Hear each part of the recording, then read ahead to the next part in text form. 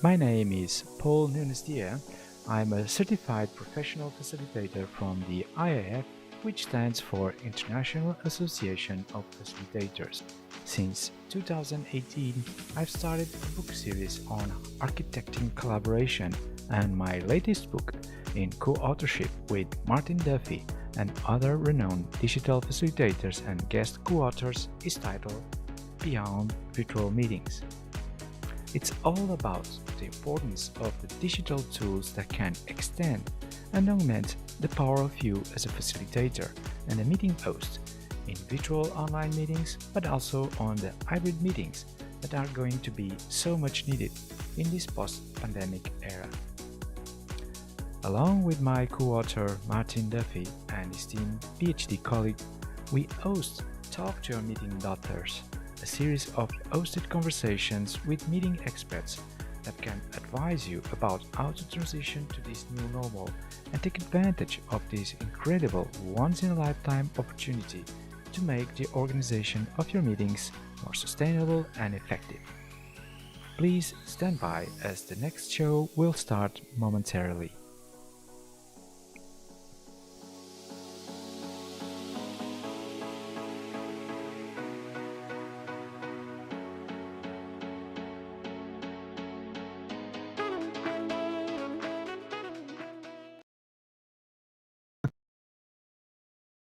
And we're obviously extremely grateful for your time and your expertise. Absolutely. But when you're good at something, Joe, people keep on calling you to come back and have That's what people keep telling me when they keep calling.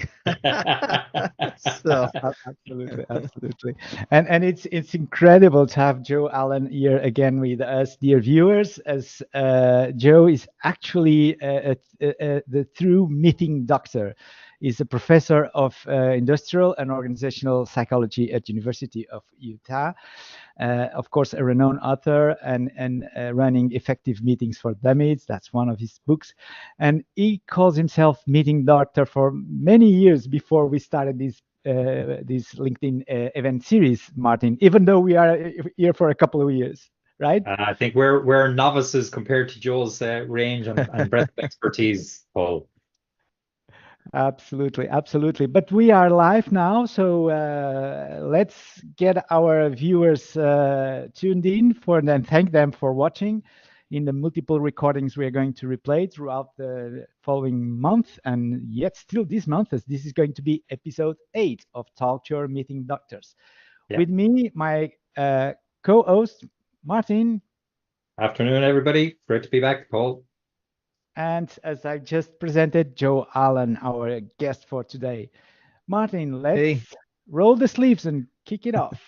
Yeah, well, just we were very briefly, just before we came online, Paul, Joe, we were just saying that perhaps our theme or our topic for today is to explore from an organization-wide perspective an overarching question initially, and it might bring us in different directions. Let's see where it goes. But what if an organization had a VP for the organization's meetings?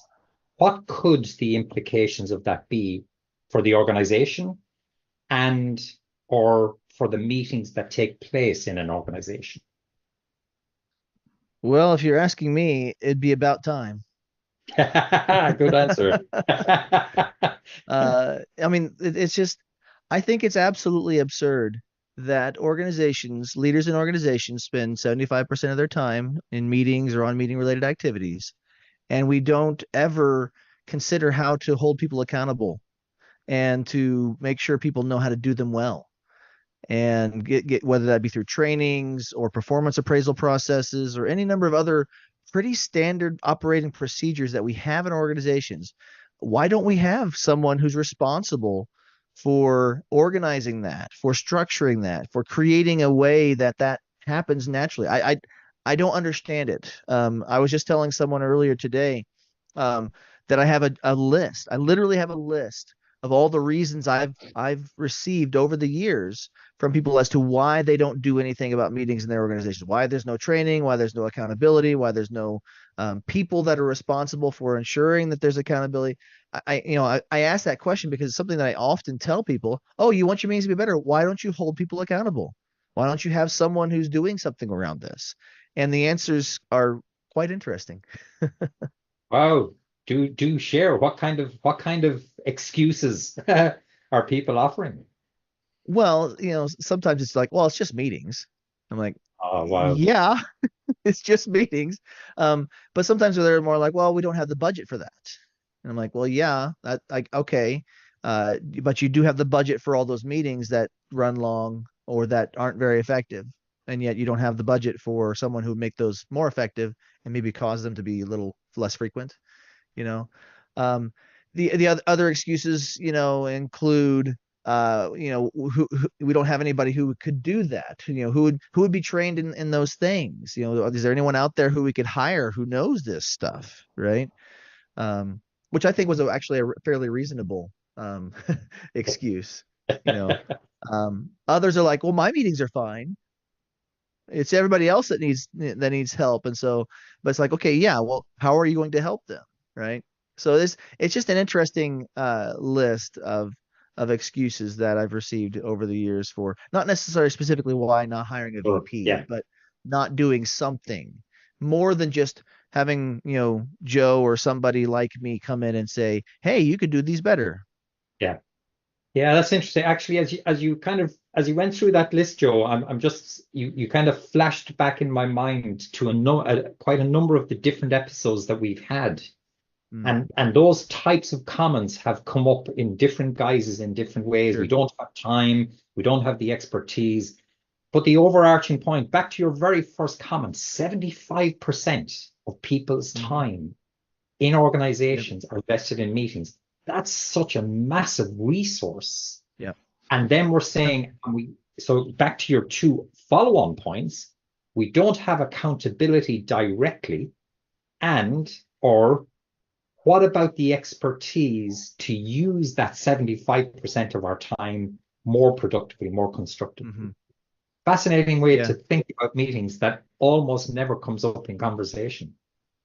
Yeah, it's interesting. I mean, and the 75% is really for those who are, mid-level managers and above, so at the lower levels of the organization, you may not have quite as frequent meetings, but once you start getting into management and that sort of thing, you are spending a lot of time in meetings. And it was one of the first things I wrote about meetings was about, quality improvement, viewing meetings as a quality improvement initiative. And that's where some of these numbers around 75% and so forth started to kind of, come about, because it was like, okay, organizations are always looking for ways to improve their effectiveness, always looking for ways to improve quality, always looking for ways to cut costs and improve efficiencies. And it was just, this was 20 years ago, and still to this day, it's maddening that people don't identify this as the way to cut cost, right? To improve efficiencies, right? This is an untapped, very obvious to me. Of course, I'm a meeting doctor, but obvious to me, an area that could be more efficient and increase resources to the organization by eliminating the waste that happens with these inefficient and ineffective meetings.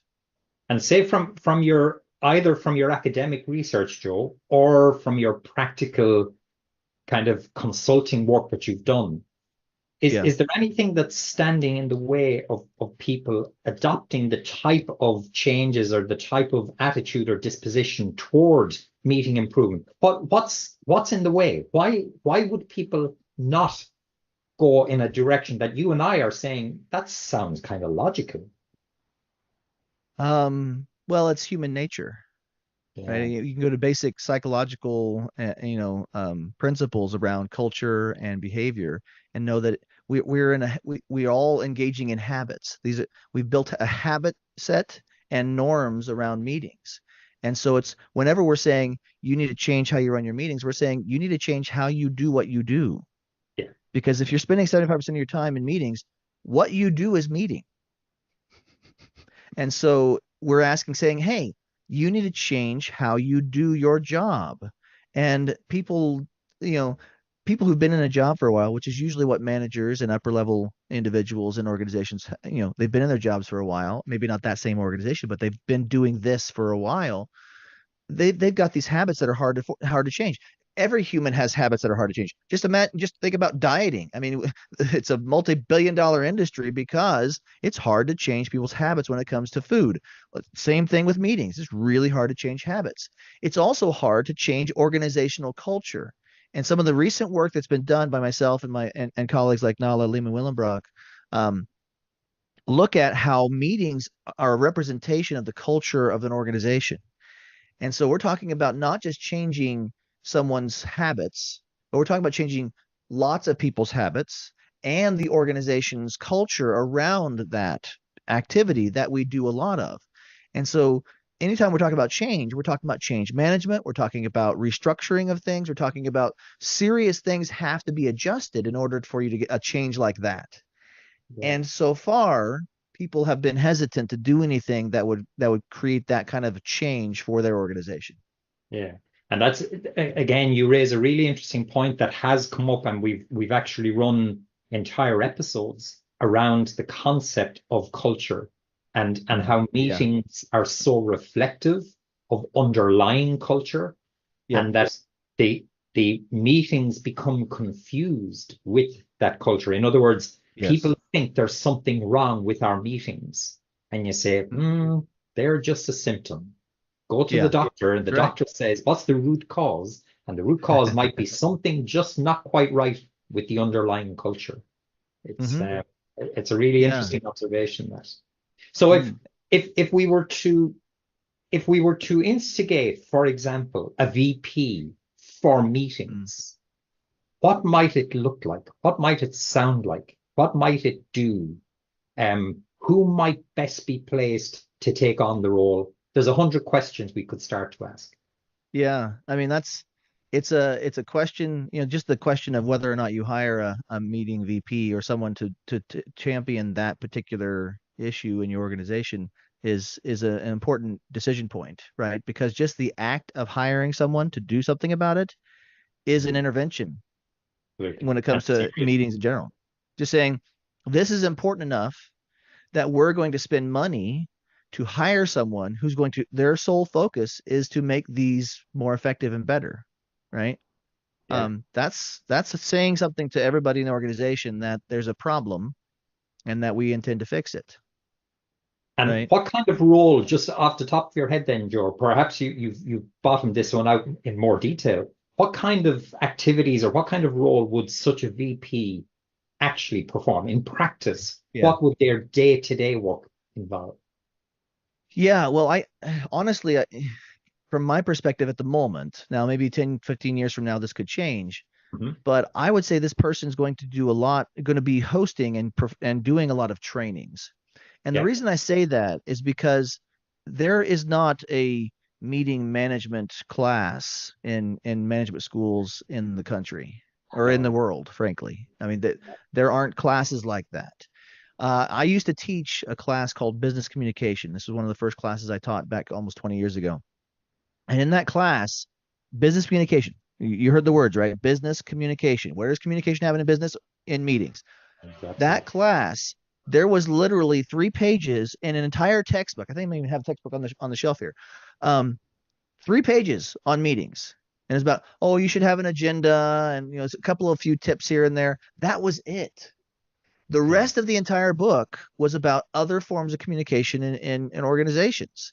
It was, and so I, being a very early on budding meeting scientist, that sort of thing, I spent 3 weeks on meetings for those students. But even so, we don't really, we don't have formal training out there in general that is within our institutes of higher education, where you'd expect basic skills to be taught. We don't teach them how to do meetings, right?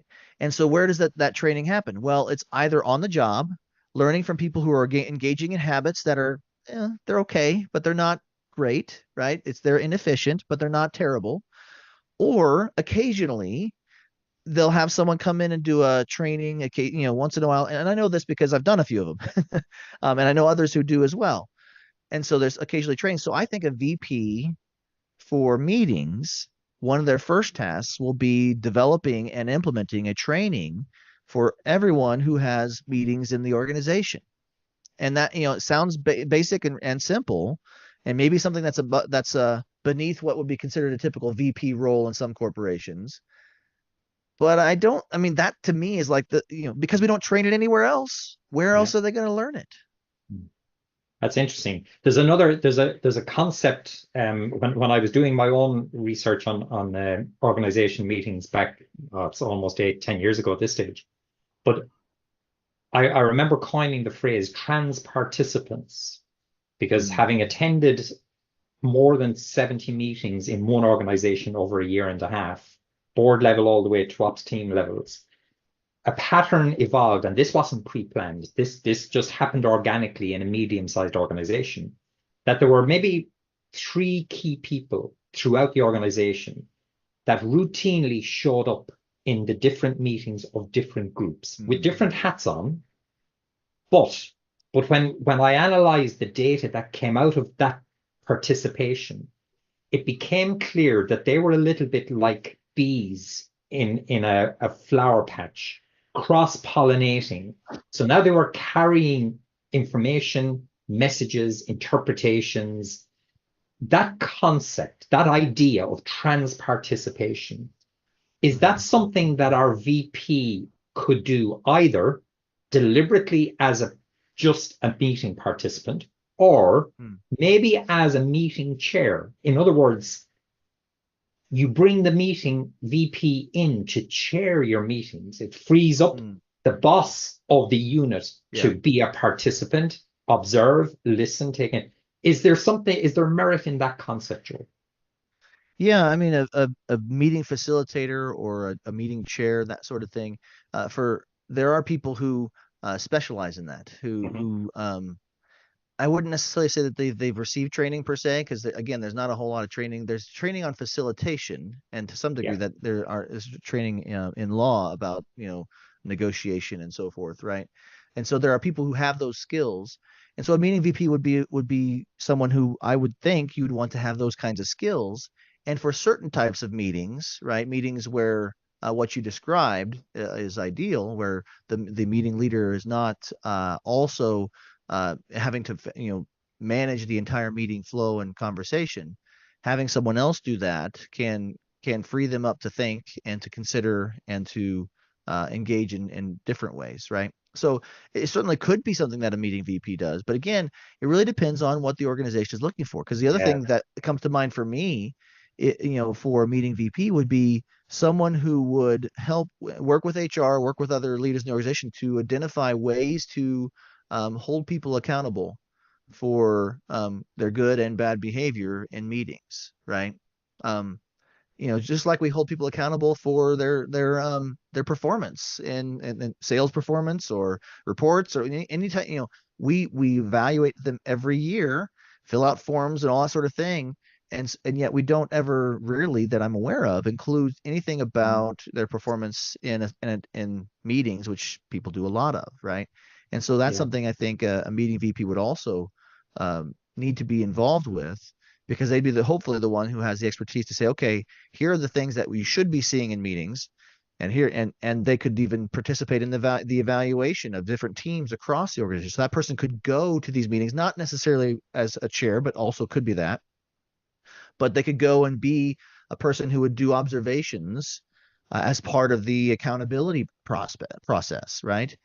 For whether it be coaching of the leaders of those meetings or coaching of the teams on effective meeting behaviors, that sort of thing.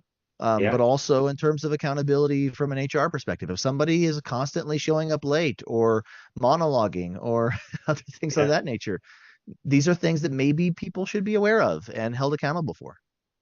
Yeah, interesting. When you put it in the context, two contexts that you've mentioned, one much earlier and one almost immediately now. If you put it in the context of quality management, so the management of the quality of people's engagement, participation, contribution.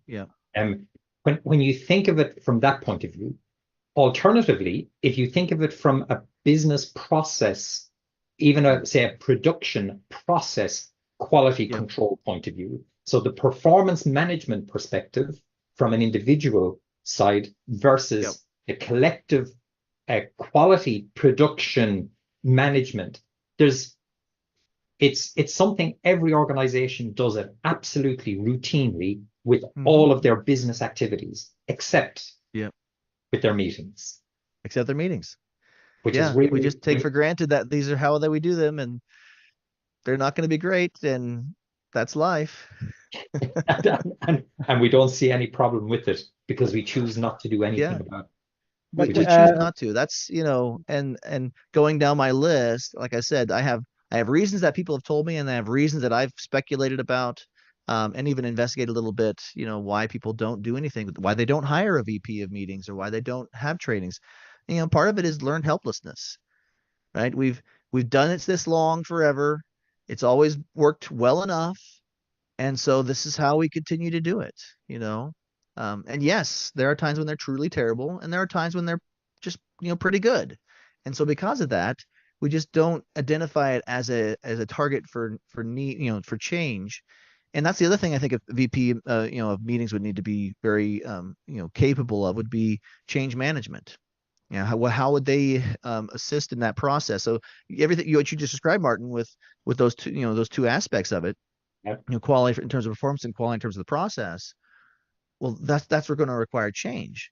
And so what are they going to do, or how do they know change management procedures? Do they have the buy-in from the right people for that change management procedure, and so forth? And so that's, you would engage in that to arrive hopefully at the process and the performance expectations that are desired by the organization. absolutely. Paul, absolutely. you were going to ask something there? Yeah, I was wondering if I could share with you a case study Absolutely. and ear Sure. for your comments, both Joe and of course Martin, as I know this will be interesting for both. So this is a case that recently happened with a customer of mine that complained that it didn't add enough time in their meetings, because we started to deal with day-to-day issues, and then we start to think strategically, and then we never had time for either the operational stuff. And as I said to my client, well, start to separate meetings. So if you have strategy thinking meetings like every month, all items that relate to strategy thinking you will address on that particular space, and that will release the rest of the meetings, weekly meetings, for exclusively operational matters. Wow, the client was wow. And this channel separation, and that's the question for you guys, would this be also the reason why tools like Slack are becoming so and so popular in replace as meeting replacers? These team separation, is it really the essence of effective meetings? I mean, I have thoughts. I think one of the things that I talk about in most of my books, frankly, is the fact that some meetings could be an email. And my point in saying that is not that every meeting should be an email, right? But in saying that there are other forms of communication like Slack and other ways of communicating things, and you can do it in a way that has a theme. Like an email has a subject line. You can actually make it about something, right? Slack has channels, right? And so I think when for some things, more routine things, I would say, those forms of communication are perfectly appropriate. And what I mean by routine is you don't want to have a very complex conversation, or try to have a very complex conversation through email or through Slack or through other less rich mediums, because you need for complex conversations, right, where there's lots of moving parts, lots of issues, or it's a emotionally charged topic or whatever. You need to have the uh, you need to be in person, or you need to be on virtual with video, because you need those additional cues to see what they're to see what's going on, to kind of get a feel for what they're thinking, that sort of thing. But when you're talking about routine things like, oh, what's the status of this project, right? Mm. Or when's the report going to be in, or some of those things, a lot of times those get lumped into meetings, Yeah. and they're really just very simple questions, or simple conversations that could happen through a Slack channel or through an email process or something like that. So I think there's sometimes we could, and those are more efficient too. That's the other thing to remember, that meetings are not very efficient for these really routine things. they're very efficient and very effective, or at least can be, for more complex things. So that's kind of my thought about it. I don't know, Martin, what do you think?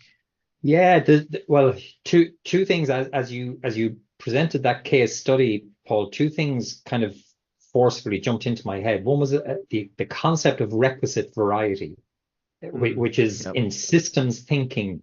It's this idea that a system, the complexity of the system determines how the system can cope with complexity coming into it.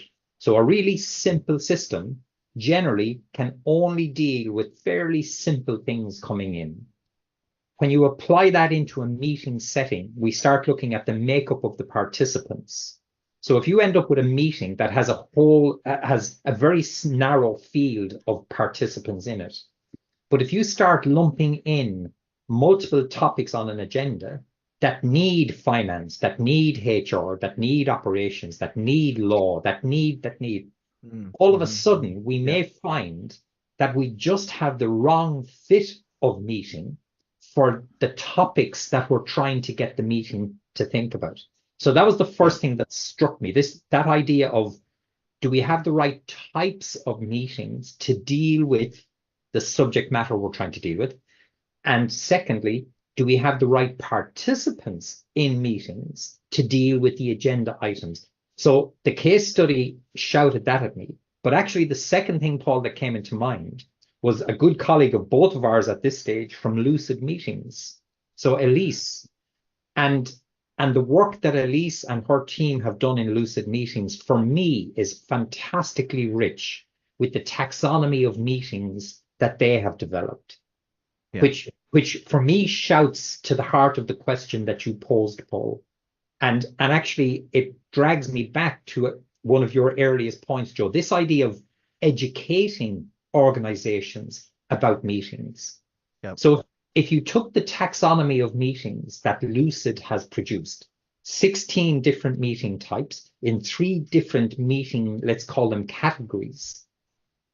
And if you just took that into any organization boardroom and said to the board, guys, which of these meetings do you think you use? When do you use them? How do you use them? How do you schedule them?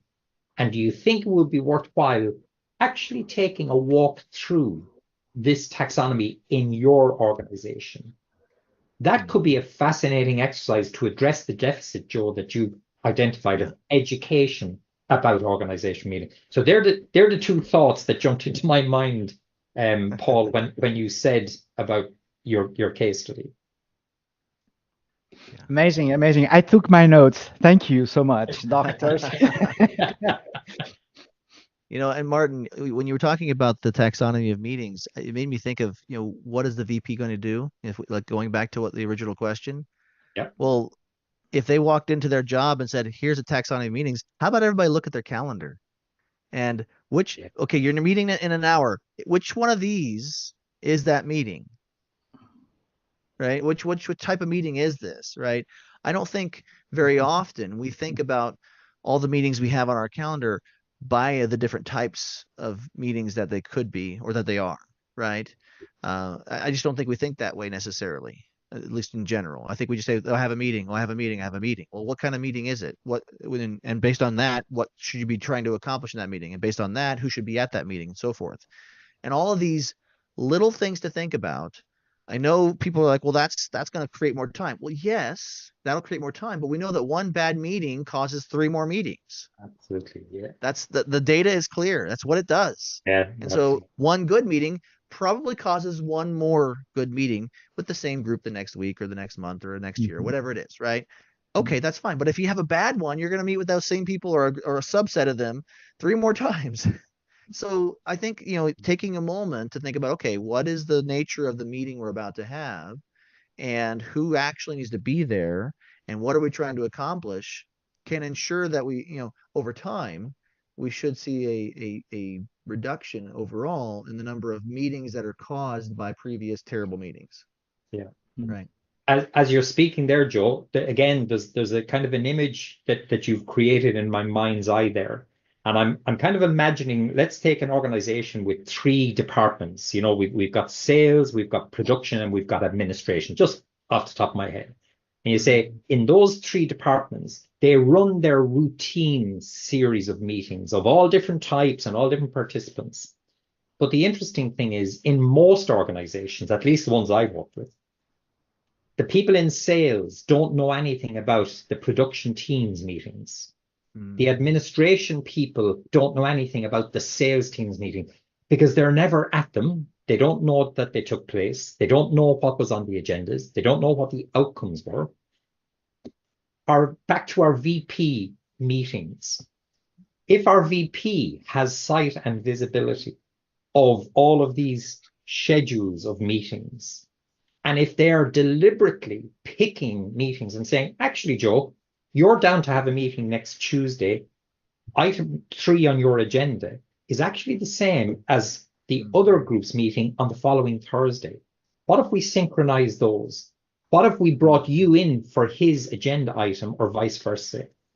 The possibility for our VP meetings to now act as this bumblebee, moving around the flowers in the garden. If the meetings are flowers in the organization's garden, do we have the possibility to be the cross-pollinator? Is that something that the VP meetings could actually take on and be usefully beneficial or productive at?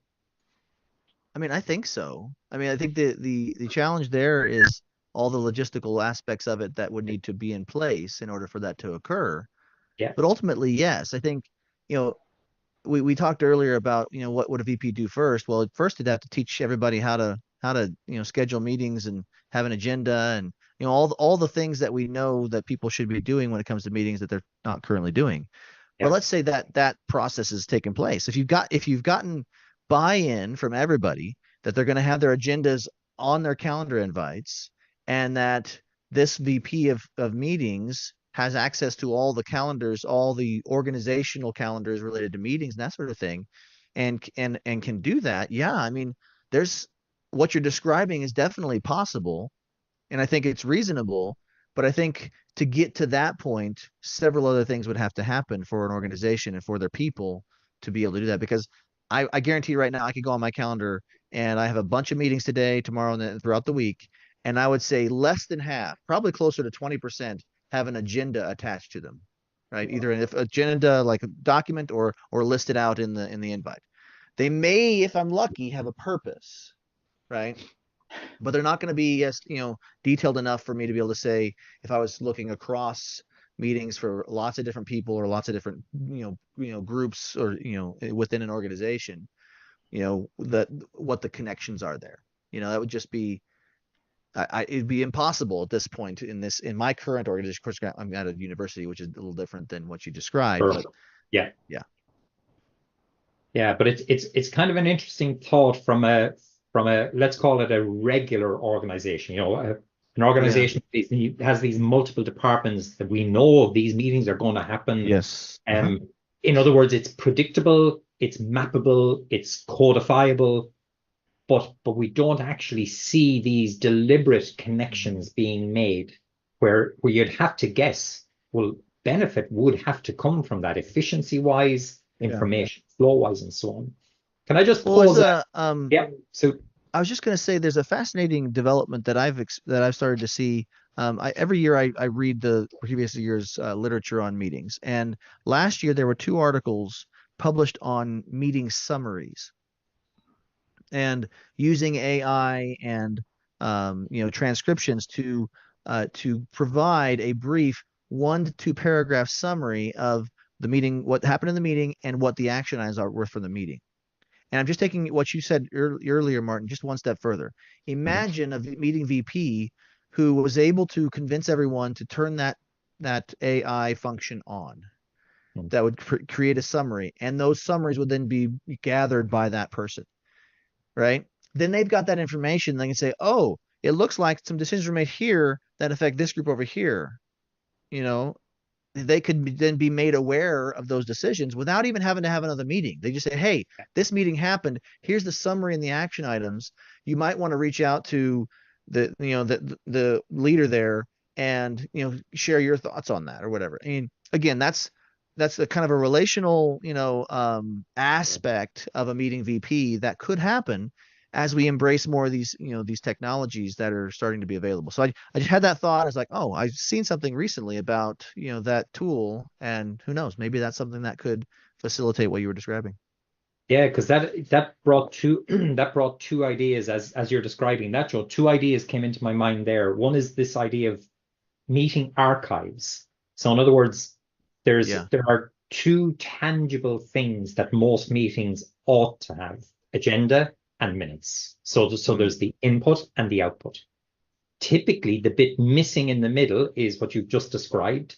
And AI, certainly Paul and myself have had this conversation with a couple of our previous guests over the last year about the power of AI to provide this really condensed, intense summaries. They're not minutes, which are structurally and functionally quite different.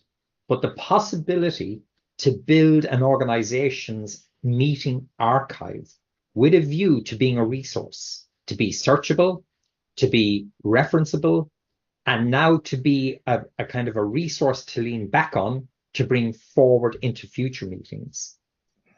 There's a second concept, which is this idea of cross-meeting communication. Now, I think we touched on it a few minutes ago, but this idea where, two or three different meetings could be talking about parts of the same issue, but they're just not aware that the other meeting is talking about the issue. And the concept of cross-meeting communication, either before the meetings take place, while the meetings are taking place, or after the meetings have taken place. And again, as we consider a VP for meetings, kind of strikes me that that's a theme that a VP for meetings, two themes: archive and active interaction between meetings, before, during, after, could be a really worthy theme that a VP for meetings could pick up and develop as a natural resource for the organization. But it's interesting, Matt, and sorry to cut you, Joe. That's probably what Slack is trying to accomplish, in a way, to provide that structure, meaning that whenever an organization implements Slack, perhaps that organization also needs a meetings VP, right? I can't honestly imagine an organization who doesn't need a meeting VP. But again, I'm a meeting doctor, or I'm the meeting doctor, as I like to describe myself. And so of course I'm going to agree that this is something that is needed. But I think for very, very small organizations, that they just need some training and such. But for organizations that start to have departments and subgroups and so on and so forth, you now have a very you're now getting into a more complex system. And in order for that to run effectively and efficiently, particularly the meetings, you need something like this, right? I mean, if you just took our transcript and said, what are the duties of or what are some possible duties of a meeting VP, you'd have the really good start to a job description. I'm just saying, I think for me, Paul is going to produce that at the end of our conversation today, Joe. It's already being done here by Zoom AI Companion. I'm sure Zoom is working diligently to take all the notes from us. Very nice, very good. There's a final thought. I'm just mindful of our time, Joe, but there's a final thought which is kind of broad, but I'll call it the politics of participation. And this idea that if you're not invited to a meeting, you can get the hump and you can wonder, why am I not invited? If you are invited to the meeting, oh Christ, not another meeting. Do I, this and if I go back to my point about requisite variety earlier, having the right people at the right meeting for the right agenda, is there something there that the VP for meetings can be a political czar in the organization? I think the VP for meetings could help with that. But I think the other thing to kind of keep in mind is that people don't think very hard when it comes to scheduling their meetings and inviting people. They just say, "Oh, I need to include everybody," right? Yeah. The default is include everybody, um, or inadvertently not include the right people. That's what tends to happen. And so I think this, if we teach people to think and say, okay, who do I need to have here, and then who would probably like to know what happens here, right? Because that's the difference. Like, okay, what we did to do is say who needs to be here and who would like to know what happens here, and we invite all of those people. Well, that's inefficient. If they need to be here, they need to be here. If they don't need to be here but need to know what happens here, that's where those meeting summaries, the minutes, the other things that come out of the meeting, that's when you share. And then that way they don't get the feeling that they're not included. Yeah. They get the feeling that you value their time, or at least if you communicate it the right way, you say, I value your time on your project so much that I'm going to have these 4 people come with me and talk about this issue and make a decision. And then we're going to let you know because we need you to do more with this over here, but we know you want to be aware of this, right? So it's really about reframing how we communicate about inclusion and involving people in meetings and in collaborations. It's not about excluding people. It's about saying, hey, we value your time and your effort so much so that we're going to be smarter about who we invite to meetings and do better about providing summaries and minutes to even those who may not be at the meeting. So that way they can take the 30 seconds to a minute to read that paragraph or two and be as informed as someone who may have gone to the meeting. Yeah. And that leans back to the point I was just making just a little bit earlier there about, the meeting archives, the Yes, absolutely. resource of the output of the meetings, and your point, Joe, to if AI generates, if we allow AI to listen and then to run summaries of content and then disseminate it to people, like you can see such a rich tapestry of where so many efficiencies could be brought about. It's just, maybe it's remarkable. Your opening remark, Joe, I don't understand why people don't have a VP for meetings by any organ. I don't. I mean, that was your opening comment to us. And we're probably likely to close with that thought still ringing in our heads. And hopefully our conversation having contributed something to saying, well, here's why it should be done. Here's a bunch of things that it could actually do. And we'd be saying, but why not just go on? Why not do it? Yeah. Why not do it? Absolutely. I don't have a good reason to explain why, but there you go. Yeah, absolutely. I think, dear viewers, we're approaching the end of our episode. Martin, would you like to sum up your key points or something else? Sorry, Paul, my feed just froze on me there. I missed your comment or your question there. No, I was saying we are fast approaching the end of our episode. If you'd like to sum up some key points or something else for a change.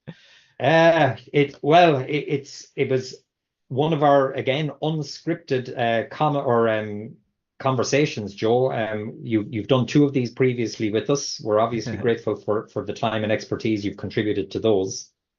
Serious questions. We've just raised a whole lot of really serious questions, I think, about the concept of a VP for meetings in an organization. The first task might be education, to enlighten people about meetings. The second task could then start to focus on how meetings are managed within departments, then how they're managed cross-departmentally at the whole organization level, with a view to ensuring that meetings aren't just dots on the landscape in isolation, consuming time, energy, effort, resource for relatively minimal output compared to the input. And certainly there's a very rich array of options, ideas, ways in which meetings could be significantly improved if a VP meetings was actually appointed in any organization. Maybe a theme or a topic. It might be interesting, Paul, to see the AI generated summary of some of the key points coming out of this conversation, because I think we touched on some interesting stuff. Maybe there's a follow-up conversation to come out of it at some point as well. Oh, definitely. This is something that we have to iterate the effort that we are on a mission here, right, Joe? And perhaps you could end up with your final comments on the mission. That unites us all here in this conversation. Yeah, I mean, meetings are everywhere, and they're not as good as they could be, and we have the opportunity to make them better. And I think the neatest thing about it is that most of the things that we talk about or that I research and I study are fairly common sense. Yeah. They're just not commonly practiced. So here you are, dear viewers. Thank you so much, dear guest, Joe, Alan. Thank you so much, co-host Martin, for your time here today. I hope our viewers have benefited from this conversation as much as I did. Thank you so much, everyone, and looking forward to see you again on our subsequent episodes in September. Thank you so much. Thanks, Paul. Thanks, Joe. Thanks, Paul.